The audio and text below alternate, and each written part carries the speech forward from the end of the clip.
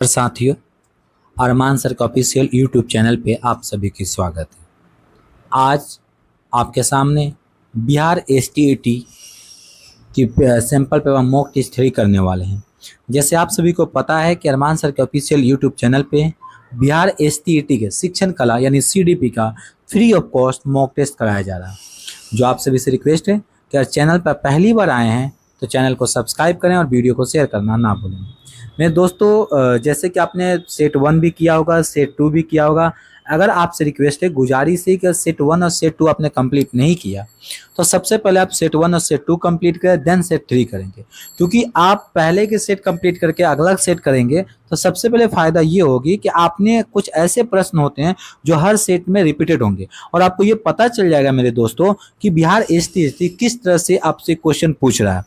तो चलिए, बातें तो होती रहेगी, लेकिन आप अगर चैनल पर नए हैं तो चैनल को सब्सक्राइब कर लें, वीडियो को शेयर करना ना भूलें मेरे दोस्तों। क्योंकि अगर आप एसटीईटी बिहार एसटीईटी 2025 के लिए या आप पेपर 1 दे रहे हैं या आप पेपर 2 दे रहे हैं तो दोनों पेपर के लिए अति आवश्यक है कि भैया शिक्षण कला यानी सीडीपी आपको पूछे जाएंगे 30 नंबर का।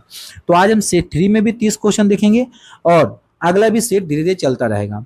अरमान सर का ऑफिशियल यूट्यूब चैनल पे एक पहला ऐसा यूट्यूब चैनल है जो फ्री ऑफ कॉस्ट आपको सीडीपी कराया जा रहा है, मॉक टेस्ट आ जाए 30 क्वेश्चन को लेके। तो चलिए देखते हैं पहला क्वेश्चन क्या कह रहा है मेरे दोस्तों। देखिए, सबसे पहला क्वेश्चन कह रहा है कि सिद्धांत का मतलब क्या है। ठीक है, सिद्धांत का मतलब क्या है? क्या सख्ती से पालन किया जाए, या शिक्षार्थियों को अभिभावकों के लिए होता है, या पर्यवेक्षकों और प्रशासकों के लिए, या हमारे सेवक बने स्वामी नहीं।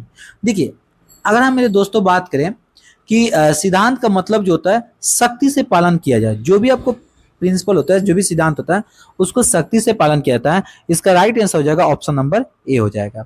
अगला प्रश्न देखेंगे कि देखिए, ये जो चीज जो प्रश्न है सर, ये आपको अपने दिमाग से आंसर देना है, क्योंकि आने वाले समय में फ्यूचर टीचर आप बनने वाले हैं। तो कह रहा है एक अच्छा शिक्षक होना चाहिए, जो एक अच्छा शिक्षक होना चाहिए संसाधन पूर्ण और निरकुश, या संसाधन संपन्न या सहभागी, या संसाधन संपन्न और प्रामाणिक, या संसाधन संपन्न और प्रभावशाली।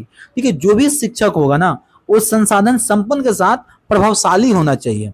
एक अच्छा शिक्षक का यही पहचान होता है कि वो प्रभावशाली हो और साधन के साथ संपन्न पूरी हो। तो इसका राइट आंसर हो जाएगा मेरे प्यारे मेरे दोस्तों ऑप्शन नंबर डी हो जाएगा।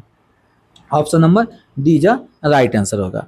अगला प्रश्न देखेंगे, क्या रहा है, निम्नलिखित में से कौन सीखने के लिए एस आर कंडीशन पर जोर देता है?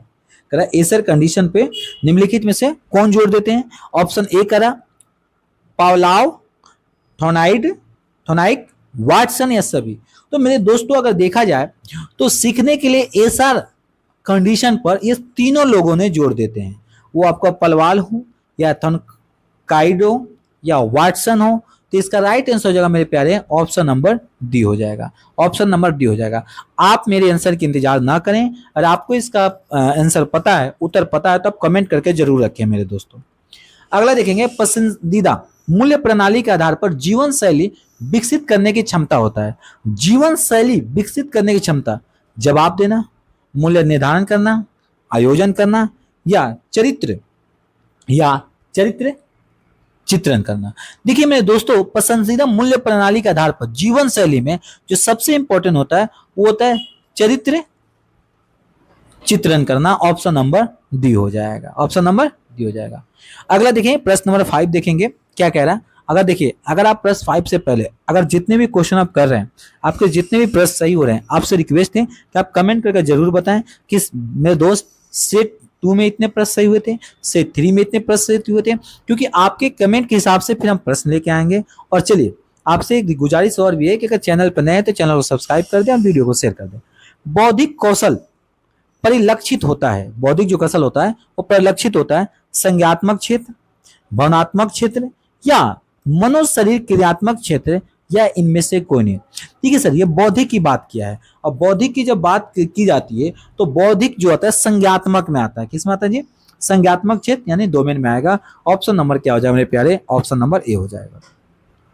निम्नलिखित में से कौन वैचारिक दृष्टि की विशेषताएं हैं? इस दृष्टि में जीवों की इसके सिद्धांत, तंत्र, अनुप्रयोग, तंत्रों अनुप्रयोग आदि के बहुत आदि बारे में बहुत विस्तृत रूप से सीखा जाता है।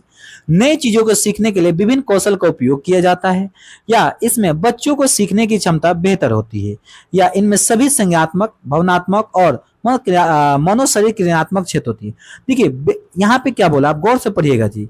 वैचारिक दृष्टिकोण, तो इसका राइट आंसर हो जाएगा मेरे दोस्तों ऑप्शन नंबर ए हो जाएगा, क्योंकि वैचारिक के अंदर जो होती है इस दृष्टिकोण में अनुप्रयोग आदि के बारे में बहुत से विस्तृत सीखा जाता है। ऑप्शन नंबर ए हो जाएगा। अगला देखेंगे, किस विधि में छात्र ज्ञात को अज्ञात की ओर लेके जाता है? छात्र जो होता है ज्ञात ज्ञात को अज्ञात की ओर लेके जाता है। आगमनात्मक विधि, विश्लेषण विधि, संश्लेषण विधि, या निगमनात्मक विधि, या निगमनात्मक विधि। देखिए मैं दोस्तों ये क्वेश्चन कर रहा है कि छात्र ज्ञात से ज्ञात की तरफ जो लेके जाता है वो लेके जाता है ऑर्गनात्मक विधि। ऑप्शन नंबर ए हो जाएगा। इसको इंग्लिश में बोलते हैं इंडुकेटिव मेथड। क्या कहते हैं जी? इंडुकेटिव मेथड कहते हैं। ठीक है, अगला प्रश्न कह रहा है, देखिएगा कह रहा है क्या CAI का मतलब क्या होता है? CAI का मतलब क्या? कंप्यूटर विश्लेषण निर्देशक, या कंप्यूटर सहायक प्राप्त निर्देशक, या कंप्यूटर सहायक प्राप्त साक्षात्कार, कंप्यूटर विश्लेषण का साक्षात्कार। देखिए CAI का जो फुल फॉर्म होता है मेरे दोस्तों वो होता है कंप्यूटर असिस्टेंट इंस्ट्रक्शन। इंस्ट्रक्शन मतलब जो निर्देश देता है, इंस्ट्रक्शन मतलब जो निर्देश देता है। इसका राइट हो जाएगा ऑप्शन नंबर बी हो जाएगा। क्या हो जाएगा? बी हो जाएगा। प्रोजेक्ट या असाइनमेंट जो छात्रों को अपनी समझ की मूल तरीके से प्रदर्शित करने की अनुमति देता है, इसका उदाहरण है। इसका उदाहरण क्या है? देखभाल करना, समझना, या विश्लेषण करना, या अनुप्रयोग करना। देखिए ये कह रहा है कि छात्रों असाइनमेंट जो हम देते हैं ना, तो इसमें क्या होता है मेरे दोस्तों कि अनुप्रयोग करते हैं। क्या होता है इसका? राइट आंसर हो जाएगा ऑप्शन नंबर डी, अनुप्रयोग करना। ठीक है, चले क्वेश्चन नंबर 9 को प्रश्न हो गए। पाठ योजना का कौन सा घटक ब्लूम वर्गीकरण पर आधारित है? जो पाठ वर्ग है, जो हम लेसन प्लान बनाते हैं, उसकी कौन सा कंपोनेंट है जो ब्लूम की क्लासिफिकेशन पे है? बनाना, समझना, या विश्लेषण करना, या अनुप्रयोग करना। अनुप्रयोग करना। देखिए जो पाठ योजना है ना, जो उनके आधार पे वो है जी समझना। समझ यानी समझ हो जाएगा, ऑप्शन नंबर बी हो जाएगा। ठीक है, बी हो जाएगा। देखिए प्रश्न देखने होंगे आप, तो प्रश्न बहुत ही प्यारे हैं। आपको देखेंगे एक एक क्वेश्चन, ज्यादा ना क्वेश्चन का लेवल हाई है ना कम है, और आपको पता है कि इस बार TCS एग्जाम कंडक्ट कराने वाली है, तो आप ये चीज समझ सकते हैं कि क्वेश्चन का लेवल कैसा होगा। तो इसीलिए मैं कह रहा हूं कि अगर आप साथ में जुड़े रहेंगे तो कम से कम हम 10 अगर क्वेश्चन अगर CDP का सेट करते हैं, तो आपको मैं गुजारिश करता हूं और पूरा मैं आश्वासन देता हूं कि 10 CDP में से जो हम सेट करेंगे, कम से कम 30 में से 10 क्वेश्चन, 10 से 15 क्वेश्चन सेम टू सेम हमारे सेट से होगा। तो इसी चीज को ध्यान में रखते हुए अगर आप चैनल पर नए हैं तो चैनल को सब्सक्राइब करो, एक एक सेट को कंप्लीट करें। सूक्ष्म शिक्षण सर्वोत्तम उदाहरण है डैश का। जो आपको माइक्रो टीचिंग है वो किसका है? रोल प्ले का, सिमुलेशन का, या प्रदर्शन का, या मानसन मंथन का। तो देखिए जो ये आपका जो क्या बोलते हैं माइक्रो टीचिंग है, वो मेरे दोस्तों जो है वो आपका है माइक्रो टीचिंग जो होता है वो सिमुलेशन का होता है। ठीक है, सिमुलेशन का एक सर्वोच्च उदाहरण होता है। इसमें आपको क्या होता है कि एक टीचिंग की तरफ आपको छोटा सा समूह दी जाती है और उसके तरफ वातावरण देता है जिसमें आपको ट्रेनिंग वगैरह भी दिया जाता है। अगला देखेंगे प्रश्न नंबर आपको 12 क्या कह रहा है? सूक्ष्म शिक्षण के भारतीय मॉडल की विशेषताएं नहीं है या नहीं, मतलब कौन सी इसमें जो विद्यार्थियों की विशेषता है?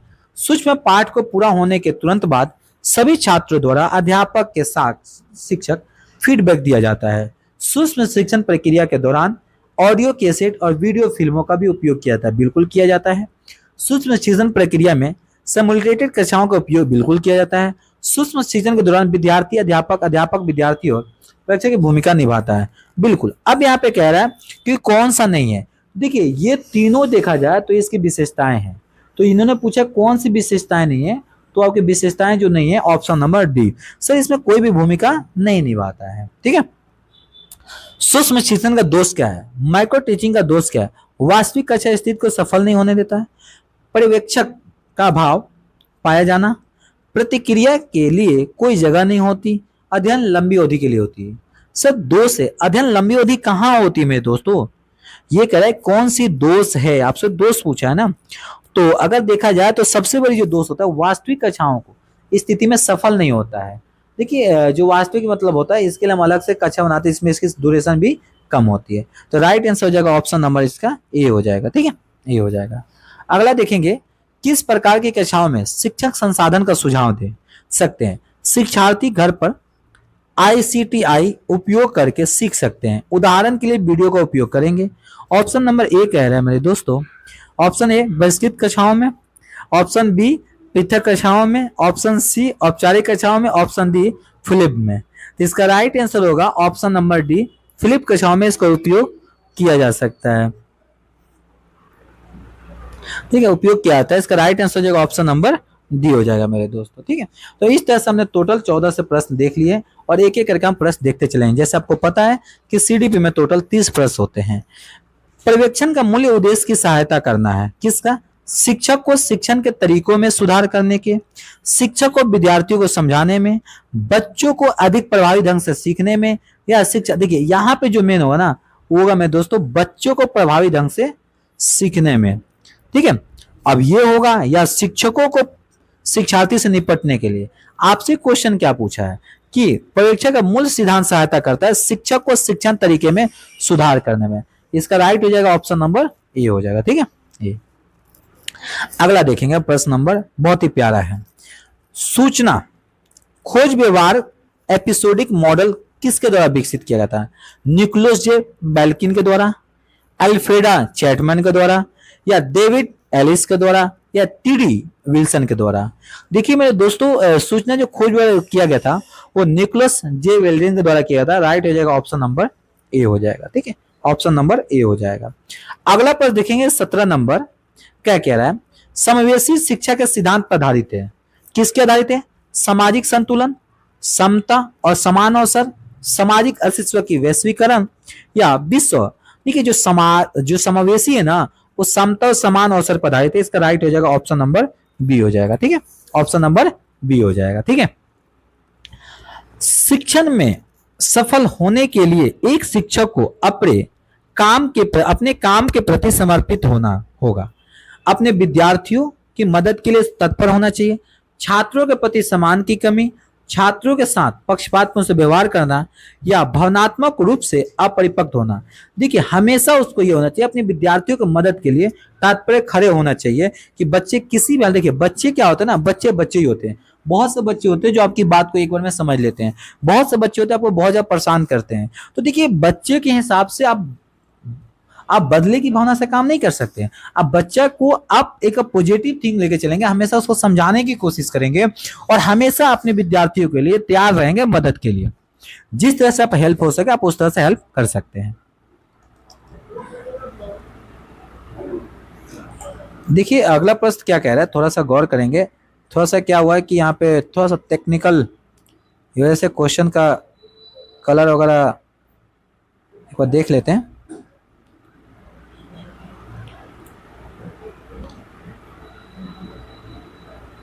सीखने का आकर्षक बनाने के लिए आवश्यक कारक है इनाम देना, सजा, इनाम सजा दोनों। देखिए जब भी बच्चे को दोनों, अगर इनाम भी देना चाहिए, अगर गलती किया तो उसको सजा दो और अगर अच्छा किया तो उसको इनाम दो। तो सीखने के लिए दोनों ही अति आवश्यक होती है। तो इसका राइट हो जाएगा ऑप्शन नंबर सी हो जाएगा। ठीक है मेरे दोस्तों। अगला, आप शिक्षक का पेशा इसलिए अपनाना, आप शिक्षक के पेशा क्यों अपनाना चाहते हैं? क्योंकि आपके परिवार में कोई अन्य लोग शिक्षक नहीं है, आजीविका कमाने के लिए कोई अन्य विकल्प नहीं है, बच्चे अधिक आदर और श्रद्धा रखते हैं, आपको भावी नागरिकों को संभालने और प्रशिक्षित करने का अवसर मिलता है। आप शिक्षक क्यों बनना चाहते हैं? तो देखिए ना ही शिक्षक हम पैसे के लिए बन रहे हैं, ना ही हम इसके लिए बन रहे हैं, हमारे घर में कोई उससे कोई मतलब, हम जो शिक्षक बनना चाहते हैं वो आपको भावी नागरिकों को संभालने और प्रशिक्षित करने, ट्रेनिंग देने का अवसर मिलता है, इसलिए हम शिक्षक बनना चाहते हैं। शिक्षक का मर्तबा बहुत ही ज्यादा अधिक ऊंचा होता है, माँ बाप की मर्तबा के बराबर ऊंचा शिक्षक का मर्तबा होता है। क्योंकि शिक्षक एक ऐसा होता है जो बच्चे के अंदर में ज्ञान भरने की काम करता है। मूल्यांकन की त्रुटि है व्यक्तिगत त्रुटि, रचनात्मक त्रुटि, स्थिर त्रुटि या सभी। देखिए अगर देखा जाए मूल्यांकन में त्रुटि तो सारे प्रकार की होती है, तो इसका राइट हो जाएगा ऑप्शन नंबर डी। ये क्वेश्चन तो बहुत प्यारा सा था ना, आराम से देख के आप टिक कर सकते थे। अगला, आकलन का उपयोग किया जाता है भविष्य के छात्रों को सीखने और सुधारने के लिए, इन नई जानकारी के विश्लेषण संश्लेषण के लिए, पिछली जानकारी को याद रखना। आकलन आपको क्यों किया जाता है? आकलन आपको इसलिए किया जाता है कि आपने भविष्य में सीखे और सुधारे, नई जानकारी को विश्लेषण संश्लेषण करें और पिछली जो जानकारी है उस जानकारी को आपको याद रखना है, इसलिए आपको आकलन किया जाता है। इसका right answer option number D. ये क्वेश्चन थोड़ा सा छोड़ देंगे, मिस्टेक है। पठचार्य कार्यकुलम में मनोवैज्ञानिक आधार पर पठचार्य कार्यकुलम विकसित करने वाले समझने में मदद करती है कि प्रकृति को, वस्तु को, साक्षार्थी को, शिक्षक को या विचार को। तो किसको समझने में हेल्प करती है? देख रहे हैं क्वेश्चन कितना घुमा हुआ है। तो ये जो होता है वो शिक्षार्थी को समझने में हेल्प करता है। राइट हो जाएगा ऑप्शन नंबर डी हो जाएगा, बी। पठचार्य सुधार एक प्रक्रिया होनी चाहिए, अंतिम, प्रारंभिक, आंतरिक, सतह। देखिए ये जो एक ऐसे सुधार है जो हमेशा क्या होने चाहिए, सतत होनी चाहिए। सतत मतलब हमेशा होनी चाहिए। इसका राइट हो जाएगा कंटिन्यूअस होना चाहिए। इसका हो जाएगा ऑप्शन नंबर डी। शिक्षण अधिगमन प्रक्रिया में निम्नलिखित में से कौन आश्रित चर है? छात्र, सिद्धांत, शिक्षक या माता पिता या माता पिता। देखिए छात्र जो होते हैं ना वो आश्रित होते हैं। छात्र जो होते हैं ना, इसका अर्थ यह है कि छात्र जो होते हैं सीखने की प्रक्रिया शिक्षक के द्वारा निर्धारित की जाती है। शिक्षक के ऊपर डिपेंड है कि बच्चों को किस तरह से एंटरटेन करके, बच्चों को किस तरह से अपने तरफ अट्रैक्टिव करके उसको टीच किया जाए, उसको सिखाया जाए, ताकि बच्चे को उस समय हो सकता है बोरिंग ना लगे और बच्चे उसको सीखने में मन लगे। क्योंकि देखिए बच्चे को क्या होता है ना, पढ़ाने का आप तरीका होना चाहिए। हर बच्चे एक जैसा नहीं होते, कुछ बच्चे पढ़ाकू भी होते हैं, कुछ ऐसे होते हैं जो पढ़ना नहीं चाहते। वो टीचर के हाथ में चैलेंजेज होता है कि बच्चे को किस तरह से टीच करें ताकि हर बच्चे को उसकी नॉलेज हो सके। निम्नलिखित में से कौन सा सीखने का नियम है? प्रेरणा का नियम, व्यक्तिगत अंतर कानून, अभ्यास का नियम? कोई नहीं। देखिए जो सीखने का नियम है ना मेरे दोस्तों, वो है अभ्यास का। एक कहावत है ना, जितना ज्यादा अभ्यास करोगे उतना ज्यादा नॉलेज मिलेगा। ठीक है, किसी ने बोला था कि पत्थर पे रस्सी जब खींचती है ना तो आने जाने से रस्सी मुलायम होने के बावजूद भी पत्थर पे निशान पड़ जाता है। तो आप जिस भी चीज का अभ्यास करेंगे मेरे दोस्तों, उसका फल आपको जरूर मिलेगा। अगर आप मॉक टेस्ट का अभ्यास कर रहे हैं तो आने वाले अगला जो एसटीटी का पेपर अक्टूबर में होने वाला है, जरूर आप उस पर क्लियर करेंगे और आपका रिजल्ट आपके फेवर में होगा। ठीक है, अगला प्रश्न देखेंगे, प्रश्न नंबर 28। अब बोलोगे सर आप कह रहे हो देखोगे और इसमें दिख ही नहीं रहा। दिख रहा है ना, व्हाइट का व्हाइट नहीं दिखता है ना, इसको कलर चेंज कर देते हैं। देखिए प्रश्न क्या कह रहा है, कौन सा शिक्षण सिद्धांत सीखने की प्रक्रिया में शिक्षार्थी को सक्रिय भागीदारी के लिए आधार के रूप में आंतरिक प्रेरणा के साथ अंतःक्रिया सेटिंग में सहायता प्रदान करता है? वाटसन का एसर सिद्धांत, स्किनर का पुनर्बल सिद्धांत, वाइटगोट्स्की का रचनात्मक सिद्धांत या कोलर का सिद्धांत? देखिए तो इसमें से किसके सिद्धांत है? तो इसमें जो सबसे फेमस जो है ना वाटसन का ऐसा सिद्धांत होता है। राइट हो जाएगा मेरे प्यारे ऑप्शन नंबर ए। तो टोटल हमने 28 क्वेश्चन कर लिए। मात्र आपको 15 मिनट लगता है। 15 मिनट हम 30 क्वेश्चन कर लेते हैं और 15 मिनट में आपकी पूरी तैयारी का पता चल जाता है मेरे दोस्तों कि आप कितना तैयारी किए हैं। शिक्षक को सहायता सामग्री उपयोग करने के सावधानी पूर्वक योजना का कल्पना करनी चाहिए। प्रभावी नागरिकों के उत्पादन के लिए, इसकी वास्तविक प्रस्तुति के बाद, इसकी वास्तविक प्रस्तुति से पहले, विद्यार्थियों को जानकारी एकत्रित करने के लिए। इसका राइट आंसर हो जाएगा आपको किसकी वास्तविक प्रस्तुति से पहले, ऑप्शन नंबर मेरे प्यारे हो जाएगा सी हो जाएगा। ऑप्शन नंबर सी हो जाएगा। अगला देखेंगे, लास्ट प्रश्न है, आपसे रिक्वेस्ट है लास्ट प्रश्न पे होंगे, आप देखे जल्दी से टिक करिए इसका राइट आंसर क्या होगा, क्योंकि आपको पता है इसका। देखिए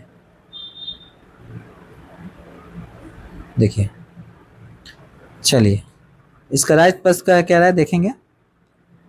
हलवा प्रश्न है, शिक्षण